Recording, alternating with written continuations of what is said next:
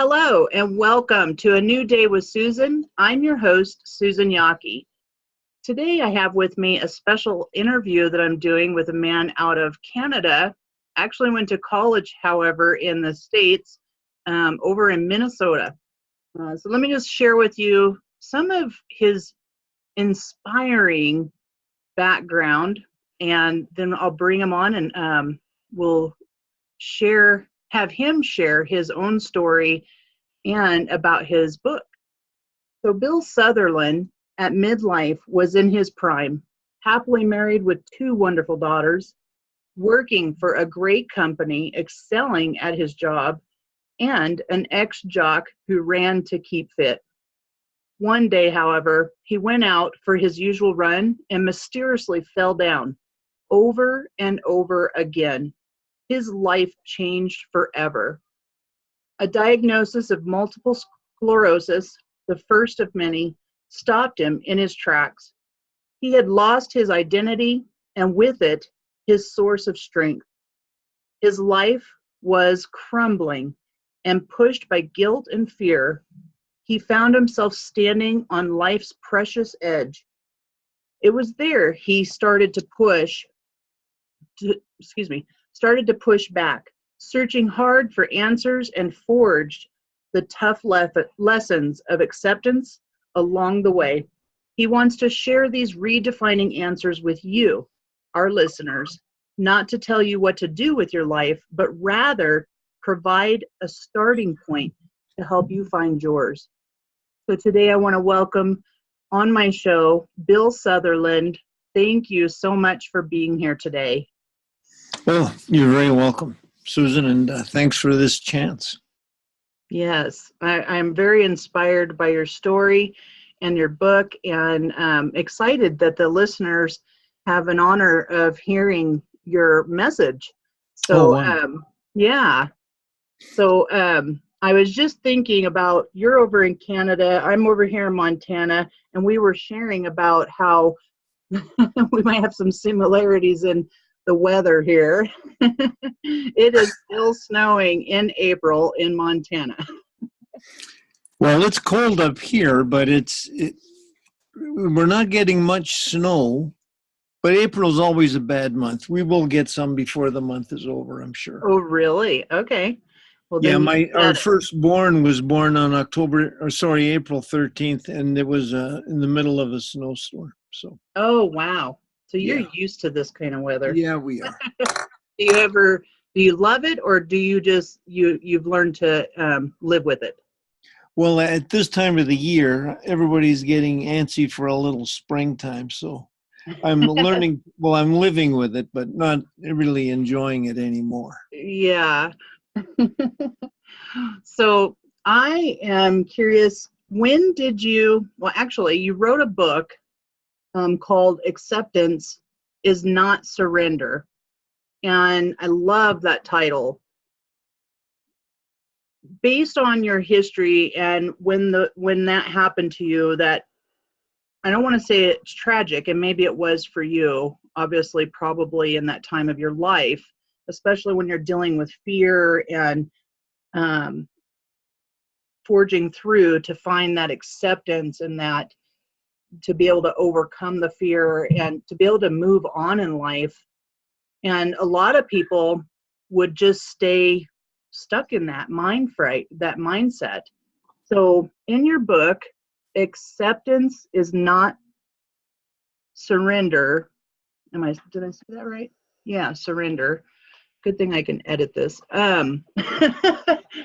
So in your book, share with us, when did you start writing this book, and how long after was it that you picked up a pen? Well, I had been journaling all along, and I had been journaling even before I got sick. So I used my journaling as an outlet to sort of control my emotions, and whatever I was going through, I was better able to handle it just by writing it onto a computer screen.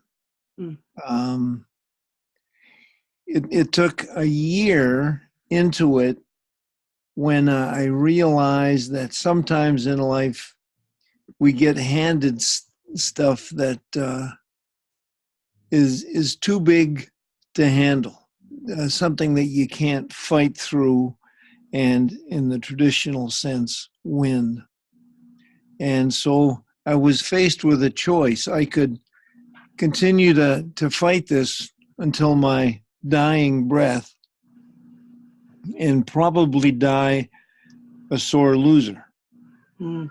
Or I could accept it and then pick my battles as they come up, battles that I felt I had a pretty good chance of winning. And that's what I did. It took about a year to work through that. Yeah. But like anything in life, anything worthwhile does require some work. And accepting and not surrendering certainly was the most difficult passage of my life. The acceptance part. It's a 3-step process for me. Mm-hmm. The first 2 were dealing with acceptance, and then the third step, not surrendering. It was just so natural. It was like falling off a log. It was so easy. Yeah. So looking at your, back when this incident happened, and it sounded like you were living a pretty good life. Oh, it was a really good life. Yeah. Well, and so, because I know that a lot of people, when they're dealing with things that come up in their life, or maybe they're not actually, there's probably a lot of people out there who don't get that they have these patterns in their life. However, when you were going through that time of your life, what were some of the thoughts, and how is it showing up in your world, in your reality, in your thinking about what was happening? Well, I knew right away that I had to learn more about what was going on. So the first thing I did was contact my family doctor, who was also a running buddy of mine. Mm-hmm. And he'd been my family doctor and friend for like 25 years at that point.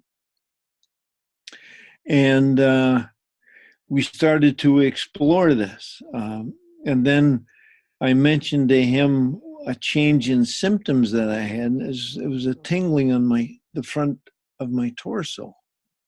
And right away, that seemed to ring some bells for him that I wasn't aware of. So we set up an appointment with a neurosurgeon in town. We didn't have a neurologist at that time. And he conducted an experiment with a tuning fork, and I was laying on a gurney with just some shorts on, and he was pressing this tuning fork at various points and asking me what I could feel. And I could feel a live, vibrant vibration until he put it on my right ankle. And it was very muted. And I had to look down thinking that perhaps I still had my running shoe on. Well, of course I didn't. And I knew then that something was definitely wrong. And from there, it was just, then an MRI was scheduled, and the results came back as demyelinating disease. And I had studied a bit in university. I'd taken anatomy and physiology, and I knew about myelin sheaths and what they did. And what they do actually is ease the transmission from a nerve cell to a muscle cell. Mm-hmm. And if there's something wrong with the myelin sheath, that usually points to multiple sclerosis. And so then I started reading everything I could on multiple sclerosis, and it just didn't seem to fit. But anyway, so he had scheduled an appointment for me to see an MS doctor in London, Ontario, which is about 1,200 miles from where I live.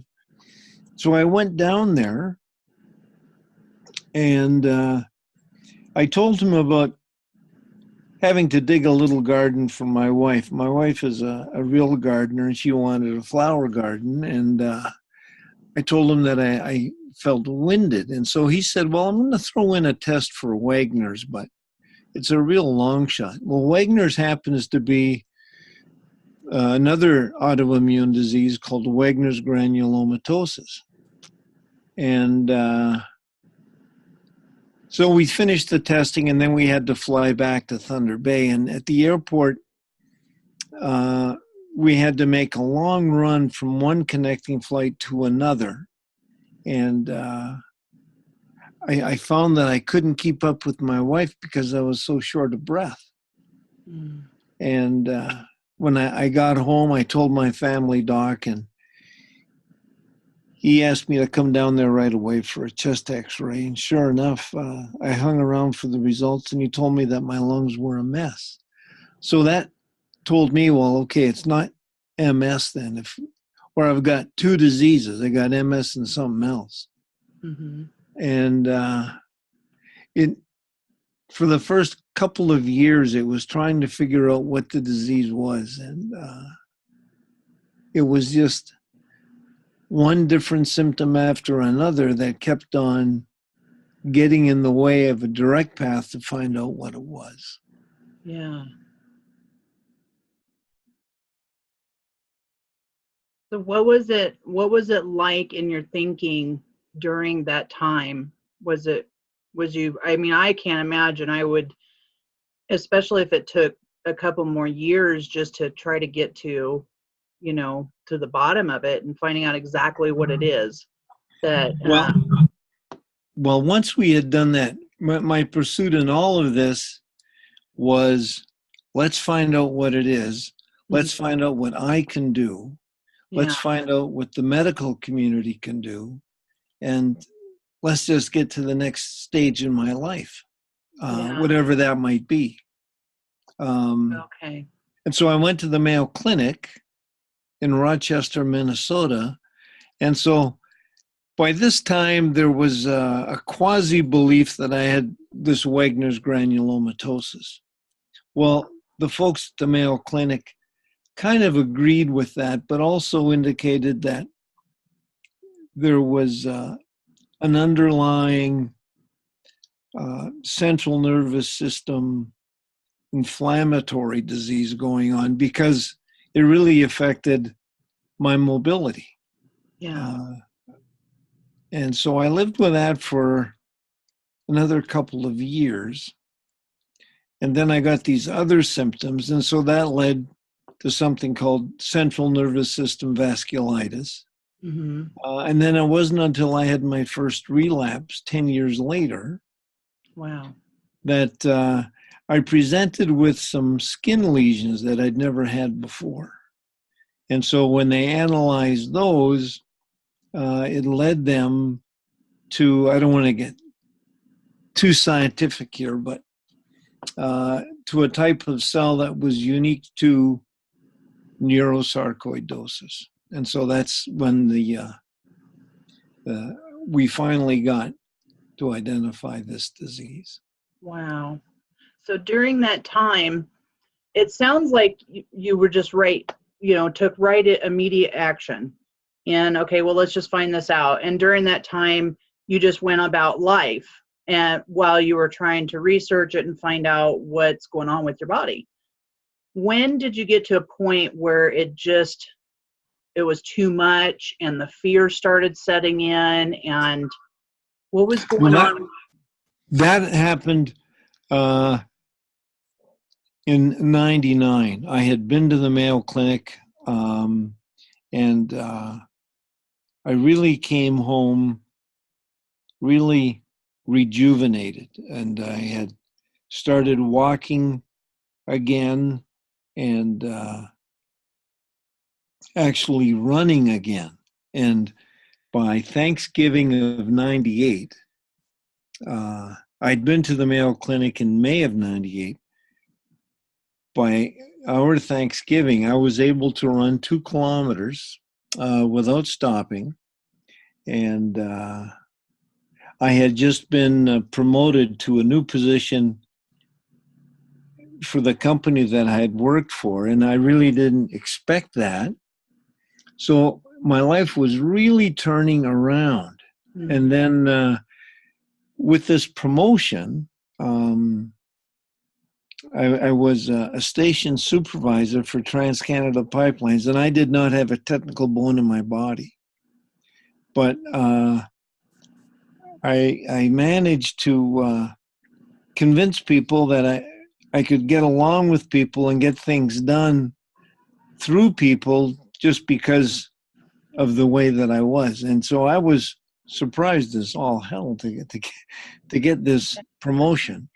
And then 3 months into the promotion, I started to feel some flu-like symptoms and some mild nausea, and it just kept on getting bigger and worse. And by January of '99, I found myself in a hospital, unable to go to work. And for the next 4 months, it was just I was out of the hospital after a week, and I left there feeling better, but not in my mind. And that it was not. It was better than I was, but I wasn't back to normal at all. And I just got weaker and weaker and weaker to the point where I was admitted into the hospital on the results of some blood tests that said my blood was like water, and I was Wow. Open to any kind of contagion because I had no defenses. So in I went, and it was just a matter of, even while I was in the hospital, it was getting worse. I was there at home in the hospital for about 21 days, and then I got medevac to a larger city, to Winnipeg, Manitoba. And my family doc wasn't sure if I'd be coming back, he told me afterwards. And so that's when I was really at my lowest. And once I got through Winnipeg, I did manage to come back a little bit, but there were some real differences in my walking. I needed a walker, and it was really heavy sledding. And I could never reconcile the difference to what I was like before that period to what I was after. And despite my best efforts to improve, I just wasn't satisfied with my results. Yeah. And so that's when I fell into a suicidal stupor for about a month, and snapped out of it quite suddenly as a result of a position that I put myself in, and realized that as bad as this was, it wasn't bad enough to end my life, and that I was going to get through this by hook or by crook. I didn't know how, but I just knew that I was. And what happened after that, almost immediately after that, my wife had been bugging me saying, you just about died in Winnipeg. You should be grateful to be here, to see the girls grow up. You're lucky, but you don't know that. And of course, like most husbands, I didn't listen. And but my wife is a nurse, and when nurses are correct, they have a way of letting you know that over and over again. Yeah. And so she was right, and I eventually came to my senses, and it wasn't strictly a before and after. It wasn't a linear before and then after. What had happened was while I was in Winnipeg, they discovered that my bone marrow was dying. Wow. And so there were blood transfusions, and they were slow to take. And I was sleeping probably about 21 hours a day. Wow. And people would have to come in and roll me over every 4 hours so I didn't get bed blisters. Yeah. So I had this before and after paradigm where everything before the illness I could do. I could do whatever I wanted, whenever I wanted to do it, and wherever I wanted to do it. To after the disease, when I could do so very little. Mm-hmm. But I changed my before to where I had bottomed out, and I could do nothing, absolutely nothing. And then what modest improvements I had been experiencing and had been working hard at took on a whole new light. I'm basically an optimist and a realist. And before, the realist in me was saying, you know what, those improvements aren't anything. They're a little better, but they're not like what we want. And so the optimist in me wasn't buying into that either. He was saying, nah, that's not great as far as I'm concerned either. But when I changed my starting point from when I could do absolutely nothing, my improvements took on a whole new complexion. And the realist was seeing them for what they were. It was progress. And that was enough for the optimist in me to say, yeah, this is good stuff. Let's see if we can't do more. And that was, for me, the best realization that I could come up with. And there was difficulty, again, with the before and after stuff. And that's when I discovered the whole notion of acceptance. And accepting and surrendering was a 3-step process. And for me, acceptance took 2 steps. Okay. And they were both very, very difficult. The first step was to accept what I had lost. And I had lived very much in the physical domain. I had been an athlete all my life. And then as I became an adult and a working adult and a middle-aged adult, I became a runner and enjoyed running a lot. I'd run 5 marathons. Wow. And my 5th one occurred like 9 or 10 months before I got sick. But I had to realize, I had to accept all that stuff, and that I would never be able to do that again.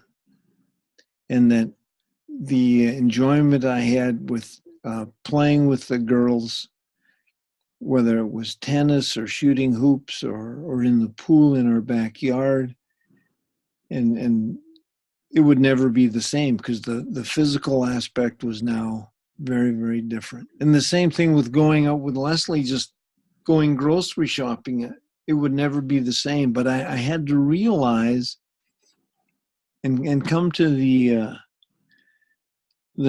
conclusion that I would never be able to do this again. And it had to be final. I had to accept it with finality. And I had to do that before I could move on to the second step. And the second step of acceptance was accepting what I had left. Be it as humble as it was. I had to, in my own mind, say, okay, you can't do that anymore, but let's see what we can do with what you have. And I started looking for books by anybody or articles that had either had a near fatal disease or accident and paid for their survival with some kind of physical loss, like me. And Susan, I couldn't find any. There were a couple of anthologies out there, like The Survivor Personality, and then books like that. But I wanted to get something right from the horse's mouth. I wanted to know what they did so that I could either use it or adapt it to make it work for me. Or maybe find something on my own that they had given me an idea for. Yeah. And so I thought, well, you know, if I ever get through this, I'd like to write a book for people like me who went looking for answers and couldn't find them. And that was the reason for the book. But that was basically it. And once I had accepted what I had left, the not surrendering part was so easy. It was because I was free to see opportunities to act on, to explore, to see if they would help me, that I never would have been able to see before. Yeah. Because I'd been so locked in. And if anything, it was the most liberating thing that had happened to me. And so from that point on, whether it was walking the curb that I talk about in the book, or finding a part-time job, or volunteering in the community, it was really good. And starting at the beginning was no longer had the stigma that it did before when I was in my old mindset. And but like anything in life, anything worthwhile, you're going to have to work at it. And so it's not easy. And that's why I say that acceptance is really a life of discipline, thought, and action. And we're all human. And so relapses do occur. And it's up, well, in my mind, it's up to me to recognize them for what they are. And because I've had the basic acceptance, I see them. And I had done some reading, and one of the books I read was Tuesdays with Maury by Mitch Albom. I don't know if you read it or not, but Maury was a college professor, and he loved doing what he did, and he had befriended so many students, and Mitch Albom was one of them. And then he had developed ALS, Lou Gehrig's disease, and he was declining. And what he would do when his reality would catch up to him, I've lost your picture. Uh-oh. Anyway, what he would do when he was feeling low is that he would give in to his emotions for just no more than a couple of minutes.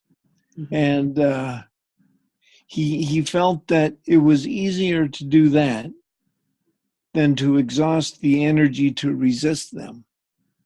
And so he went with it for a couple of minutes, no more than a couple of minutes. And then when that was done, he would look at his life and consider all the things that were good in it, and why he was happy where he was. And so I've used that. And the other thing you can do in my position is just look around and you will see somebody worse. Yeah. So. Yeah, that's really true. I don't know if you know Cynthia Kersey. She wrote Unstoppable Women, and it's a book that she was inspired to write, finding women who have went through some pretty traumatic experiences in their life, and then how they overcome those experiences in their life. Which there's always one that stood out in my mind, which was a woman who was driving home, and when she was at the stoplight, she heard a big bang, and all of a sudden she is finding herself being brutally raped and beaten, and just a horrible thing. They had shot her at point blank and then dragged her into this warehouse or something. Yeah. And then Susan? yeah, it was horrible, but Susan, now I've lost you, your vocal. Uh-oh. Okay.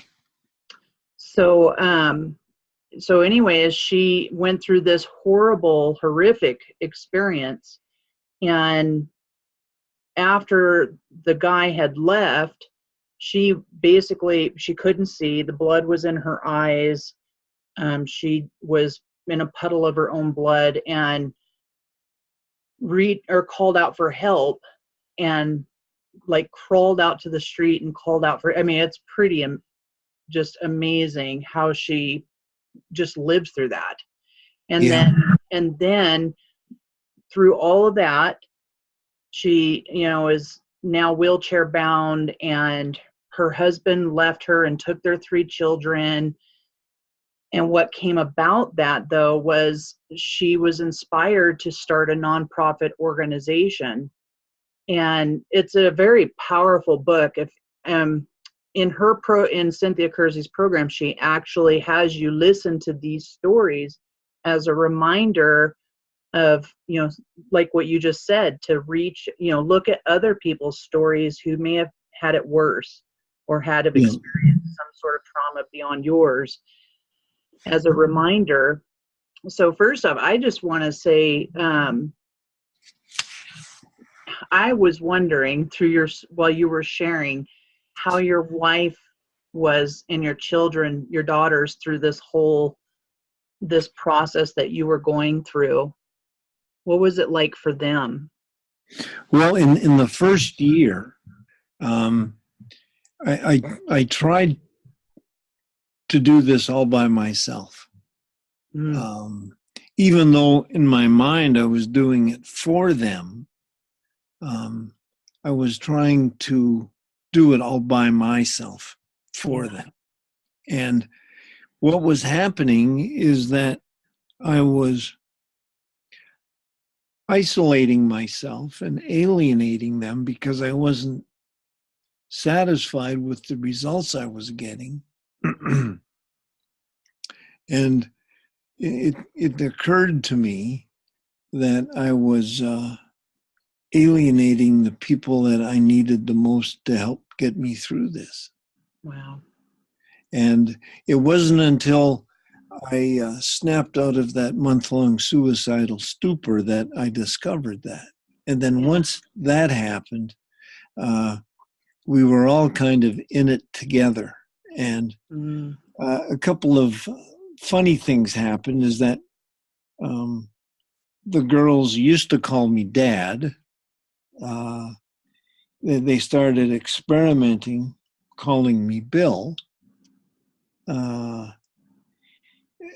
Only because I think they were now seeing me in a different light. I was the person seeing them off to start their school day and the ones welcoming them home when they finished. Yeah. And Bill turned into Billy, and then they still just call me Billy. With Leslie, she's always been there, and when I do get off track, she's always there to give me a swift kick in the rear end to remove my firmly engaged head, so to speak. That's great. So yeah, we all went through this together, and it has made us stronger because we got through it, and we got through it with smiles on our faces at the end. That's beautiful. You have to acknowledge I can acknowledge Leslie and your daughters, since they'll probably be listening to your interview. So I just want to acknowledge you, Leslie, and I don't know your daughters' names, but I'll just say Lindsay and Heather. Lindsay and Heather. I just acknowledge you for being the love and the light and a stand and inside of your commitment to your dad's healing process, whether that be through his body or his mind, and the courage that it takes to be with someone who is struggling through this mental and emotional process. And then I acknowledge you, Bill, for being a voice for those who are looking to find answers with anything that they're dealing with, their mindset, their physical state, their emotional state. You have a really great message about acceptance and surrender. And so I really hope that a lot of people will pick up your book and really dive into that process that you're talking about. So a question that I was thinking of was, when you went through that period, that 30-day period of time, those with the suicidal stuff, and then what shifted where you decided, I need to accept this? Did you receive some information or come across something? What was going on in your life when that part of you shifted? Well, my method of suicide was to drive into a pulp truck or a transport truck. Oh, wow. And I didn't want to do it at home. I didn't want to do anything at home and destroy what memories and good times we'd had there. Mm-hmm. And I didn't want to ever kill anybody else. So I used to go out at various times in the day, morning, around noon hour, and then mid-afternoon, to see when the heaviest truck traffic occurred. I lived right near a pulp and paper mill. And so I wanted to find out where the most pulp trucks, when the most pulp trucks were coming in to make their deliveries there. Mm-hmm. And so I'd been through the circuit once in the morning and around noon hour and then mid-afternoon, and I was starting the second time to determine when the truck traffic was heaviest, and it was around the noon hour.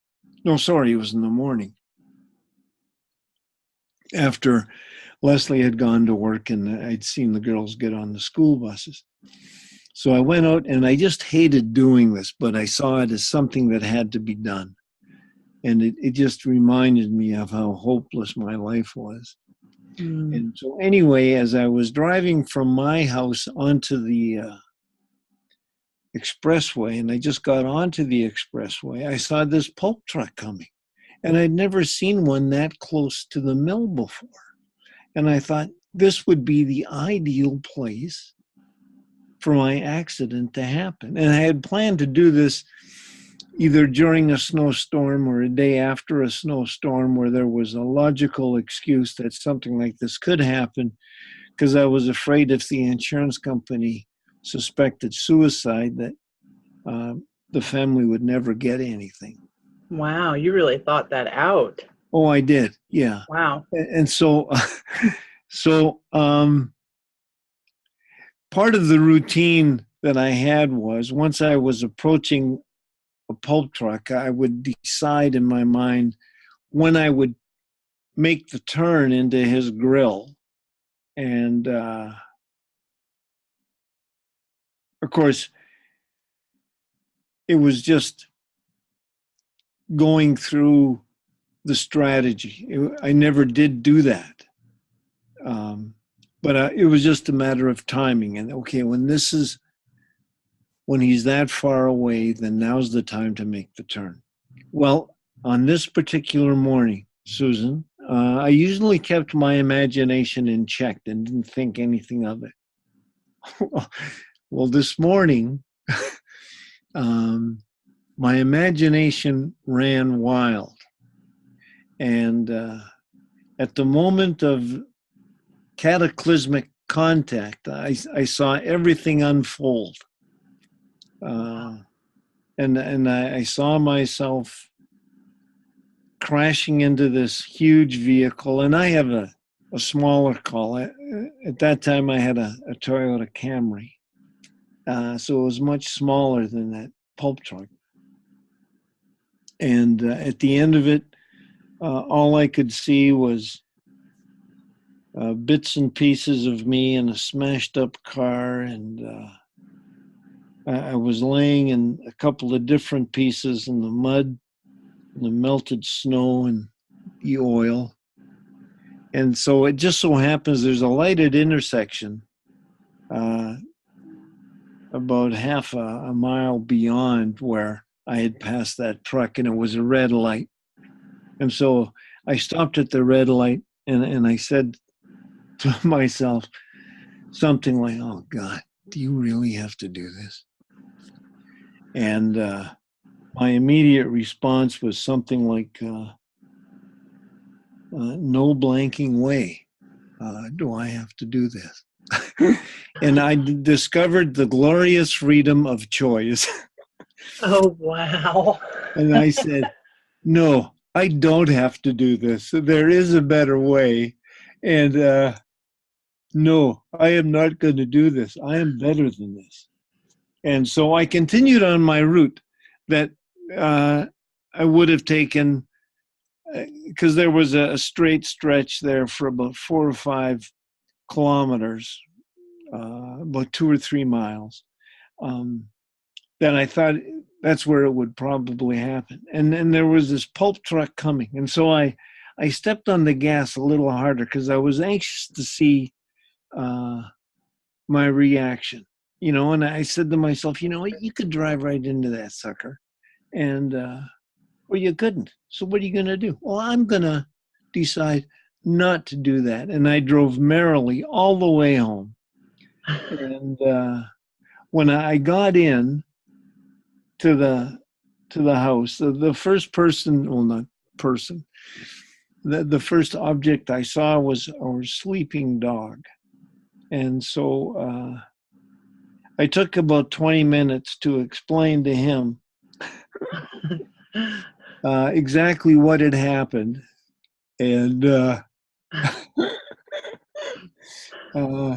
he listened to me after I'd finished extolling the virtues of life over death, and immediately jumped from my lap and went to his cupboard and scratched his cupboard for a treat, because he'd listened to me, so he deserved this.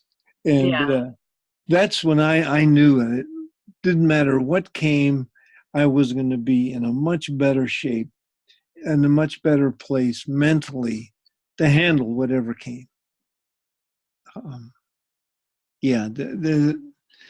No matter how bad it got, it wouldn't get bad enough to ever go back there. Yeah, I can see why you would be giggling as you're sharing that pastime memory. You got myself teared up here. Oh, geez. No, that's powerful. I mean, it sounds like what you discovered is ego versus self. The I am, your spirit, or whatever people want to call it. Eckhart Tolle, that's exactly a similar story of what he shared. He was ready to just die and commit suicide. And one night he was laying in bed and he remembers thinking to himself about committing suicide. And another little voice or thought in his head said, "Who is that speaking to you right now? Mm-hmm. And that's when it, like, all of a sudden this shift happened for him, and he looked at life at a completely different context, because he realized, oh my gosh, like, who is that in Yeah. my mind with those kinds of those kinds of thoughts. So wow, I am so grateful that you are born and that you are here to share your story. Oh, wow. Well, one of the other things that was going on at the same time was at Christmas, Leslie gave me a cookbook, because up until that Christmas, she was working all day, coming home, cooking the meal, Uh-huh. and it just wasn't fair. Yeah, here, do something with yourself. Cook my meals. I love it. and so I was struggling to become a cook and produce some kind of edible meals. Yeah. And so that night, I told the girls that one of the strengths I do have in the kitchen is making these English pancakes that was handed down to me by my grandmother. And they're a big hit with the girls, all three of them. You have to send me the recipe. And so anyway, there were a couple of cheap shots floating around about my chicken adobo and Easy Man's meatloaf. But it was such a great supper that we were laughing and we were poking fun at each other. Well, they were poking fun mostly at me. And, it was just a great, great night. And I thought for an instant of what supper might have been like if I'd ever followed through with that. And man, oh man, I just thought, no way. Yeah. Wow. I had a friend who used to say to me on occasion, don't look back unless you're going there. And I thought of that of what he said, and I knew that there's no way I'm going back there. Yeah. And it was just a great night. It was just a really, really good night. That's awesome. Well, Bill, is there anything else that you'd like to share with our listeners today before we end our show? Well, I did learn from my experience, and one of the chapters there is called Lessons Learned. And the first one is acceptance is not surrender. And then the other 6 just flowed from that. And the second one, almost equally important, is that where the head goes, the body will follow. And it's much like mind over matter. You are what you think, that sort of thing. And but I lay them out, not so much as to tell people what to do.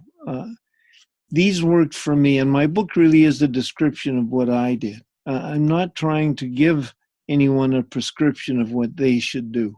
Yeah. I hope that by reading my book, if they can find something in there that can lead them to finding something that will help them, then I've achieved my goal, because that's really all I wanted to do, is to try and help people sort their way through this maze that illness gives us. Yeah. That's beautiful. Well, I just, again, thank you, Bill, for being on my show, and what an inspiring man you are. Thank you very much. Thank you, Susan. This has been great. Yes.